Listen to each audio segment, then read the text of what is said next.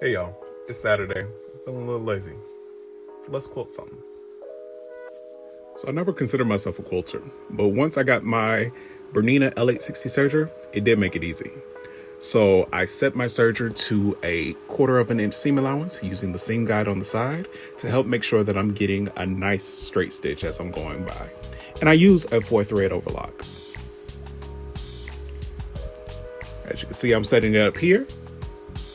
Once that's all set up, I take my sandwich over to my machine and I start to serge.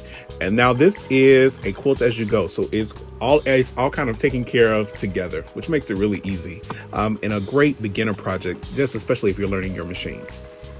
Once you're done stitching it and you use your thread cutter to cut it off, you can open it up and finger press until you're ready to set up your next pieces. And all that little extra there, I cut that off as I go just to kind of square it up. So as you can see here, what I do is I put another piece of fabric going face down, so we want right sides facing, and I just cut off a piece of one of my strips as I'm cutting here. And I leave myself a little bit of extra room.